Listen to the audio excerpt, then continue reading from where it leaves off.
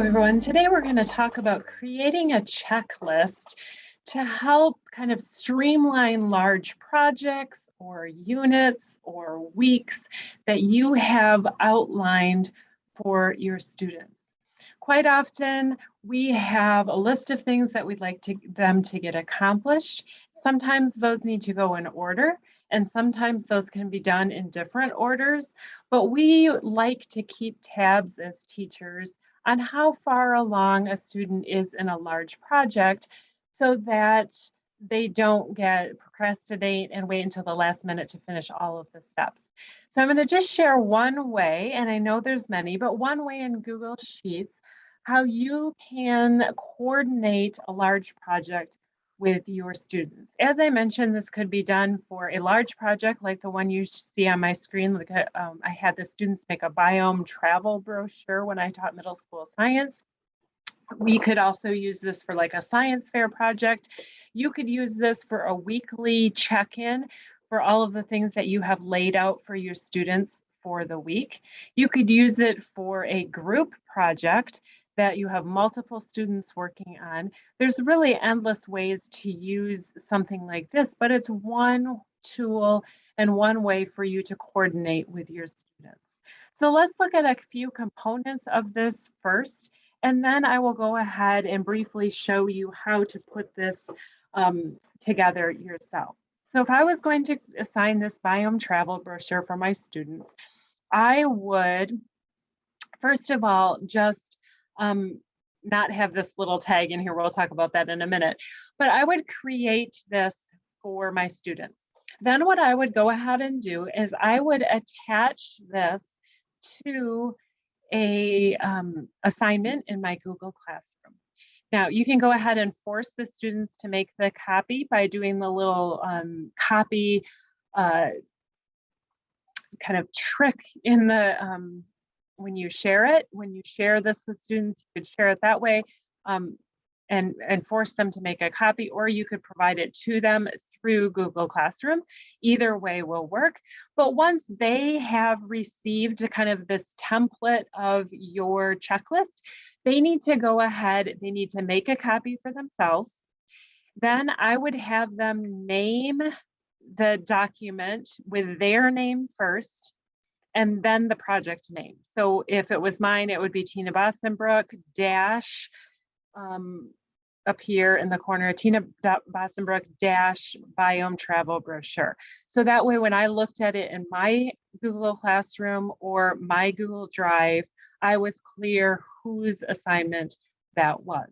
Once they have created that copy, renamed it, then you need to make sure that they share it with you so you have access to it too.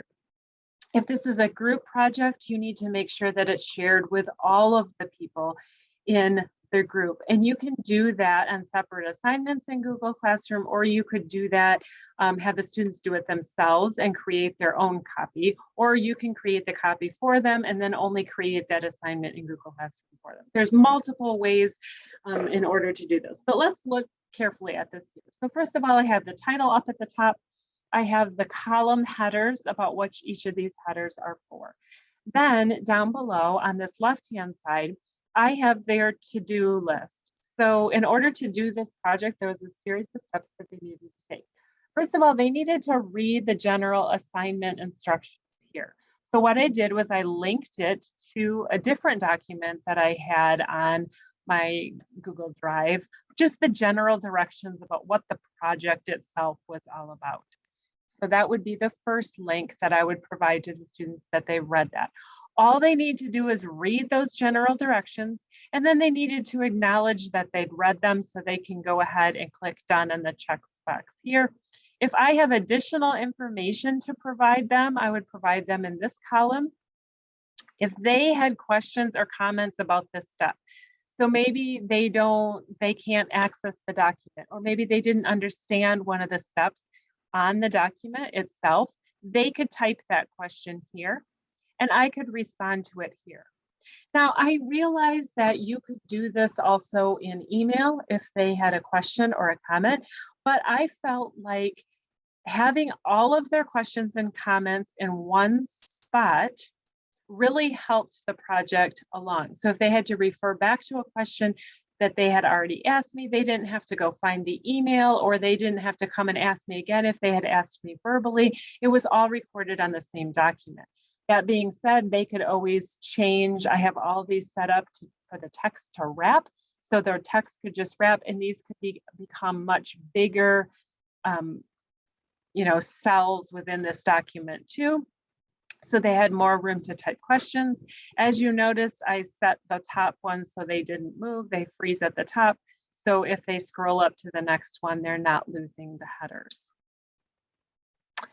A couple other features that I just wanted to point out before we kind of go and start creating our own here is this step here. See Mrs. Bostonbrook to spin the random spinner for your biome project, biome type for your project. So with all the biomes that were out there, I had a random spinner set up on my Promethean board.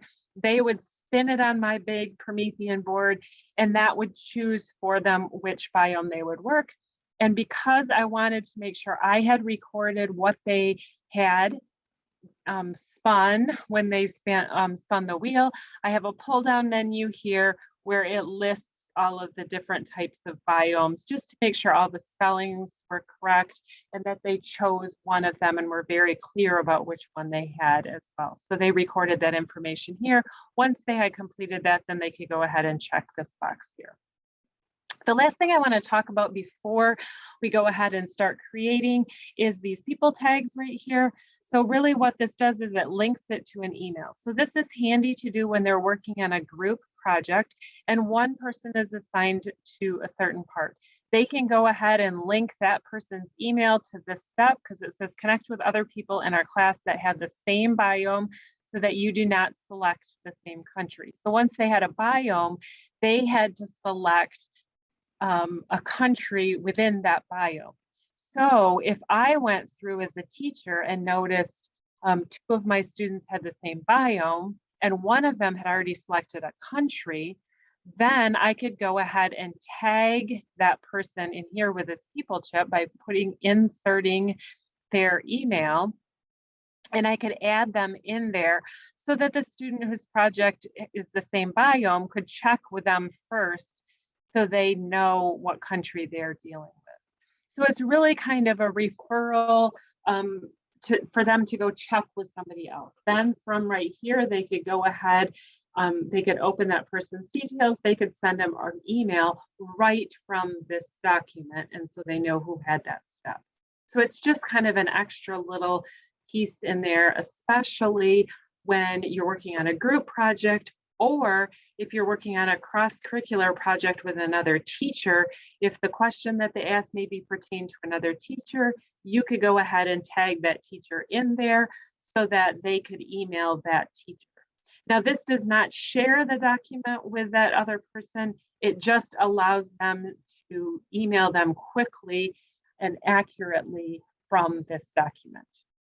So is that kind of an introduction? I'm just going to quick share a few things about working on a Google Sheet in order to create this. So if we click New, and then we go to Google Sheets, we just want to create a new document.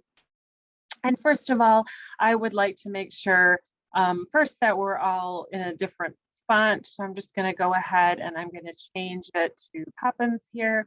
Then I want to go ahead and I want to make the cells automatically a little bit bigger. So I'm going to change it to 14. Font. Oh, that's right. It won't do that on here. So I'm just going to select some of those. We'll go ahead. We'll make it 14 when we start typing in there. Then I would like to make a bigger header. So I'm going to increase, so it's a little big. Let's go here and we're going to increase that header size. And I want to go ahead and I want to merge some of those cells together to create my header. So I highlight them, I go to Format, and then I go to Merge Cells. And I want to merge all of the cells that I highlighted. So you click Merge All, and you see it becomes one big cell. Now I'm going to type in there. So let's say we're doing a weekly checklist here. So I'm going to say the week of September 19th through 23. Okay, so that's what I want my header to say, but I want to change it. Number one, we could make that a bigger font since it's the header. So let's go ahead and make that 24. I'd like to change the fill color maybe in the background so it looks a little bit different. So let's change the fill to a light yellow. And then I'm going to go ahead and I'm going to make this a little bit bigger, but I want to center it. So I will go here to center and I can center it in there. All right, so that's pretty good. Then I want to go ahead and I want to make my column headers as well. So here I just want to go ahead and put the day, or you could put the date in there, whichever one you prefer. Then I want to go ahead and put maybe the assignment, since it's a weekly thing. Maybe you have different assignments that you want them to do each day. And then in that next box, maybe I want to give them, we could do the checks box in that one to see if they're done. Then maybe I want to provide, let's see, questions or comments.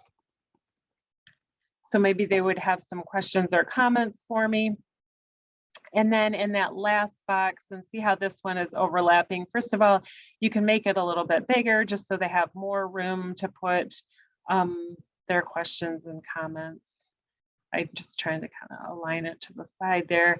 There we go. And then here we need a column for responses to questions and comments. Okay, so you as a teacher could then respond in that box. Secondly, let's go ahead and just take some of these boxes and make the height a little bit bigger. So we want to go here. If you highlight them, then you right click. We could resize those rows. So currently they're at 21. I'd like to make it quite a bit bigger so they have some room to start with. Let's go up to 40. And you can see then it makes all of those boxes bigger. Now, we don't want them to be able to scroll up. And if we scroll up here, you can see they lose that top. So we'd like to freeze these two frames. So if you highlight both of those, and then you go to view, and under view, you can go to freeze here. So right here, it gives you options, no rows, 1 row, 2 rows. So let's say if you click 2 rows here, and then you unhighlight it, see how you can see that gray line right there? That shows you where that freeze line is. So once you scroll up, you can see it scrolling up here on the sides by the numbers, but I'm not losing my title, and I'm also not losing those column headings so the students know where they're at. Okay, just a couple other things. These you can just fill in with normal text, however you would like to fill those in. Same thing with questions again that they might have. But under this done column, we want to make check boxes, because if you're a list maker like me, you like to check things off your list. So this allows the students to check things off their list. It also allows you as a teacher to see how far they've progressed in either the week's work or how far they've progressed in the project that they're working on. So you go to insert here right away. And as you can see, you can insert many things into your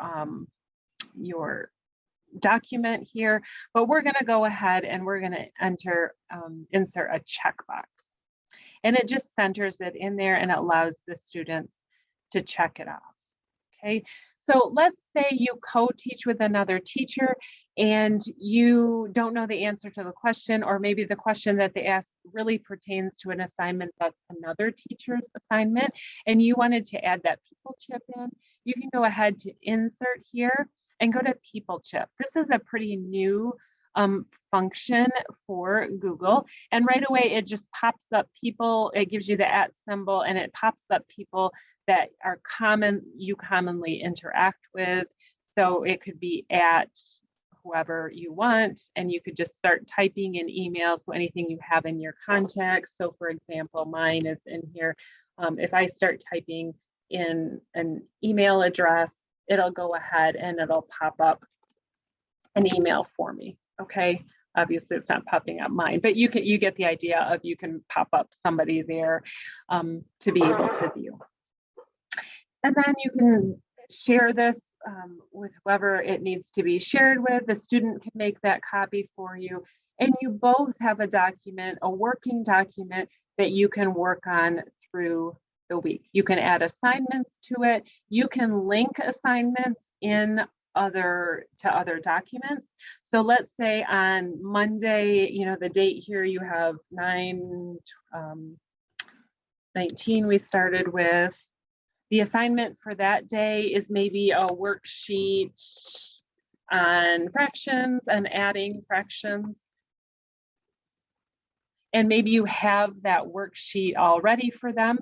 So first of all, you can see here that that got cut off because it was too long. So if you click on the cell once again, go to Format, and then you go to Wrapping. You can go ahead to wrap. You have 3 options, and you can wrap that text so it makes it onto the next line. Then you can just make that box a little bit bigger so that they can see that. If you want to link that to a worksheet that you already have for them on your Google Drive, you can go ahead and, you know, you can go to first, here's the worksheet maybe that I want to link. You copy the link. Once you copy the link, then you go here and insert, and you should be able to insert, go to link. And once you insert the link, you go here, paste it, click apply.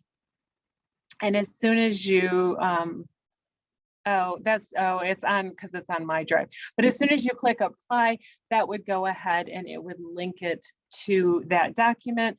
Students could click right on there, like you saw with the biome instructions right at the beginning, if you had a document that was actually on your drive. I was pulling that one off the web, so that was the reason it was not working. So once again, let's look at our other example. All here is just kind of a Google sheet just for you to keep track, an organizational tool for your students. It keeps them on track, knowing what they need to do next. They have a place where they can ask questions and very easily ask questions without having to go back out to their email, then come back in here. They can just put their questions right there. You can check up on them, and then they can check back to see if you have responded to their questions. I hope you enjoyed this, you know, information today, and that it becomes useful to you in your classroom. Thanks, and have a good day.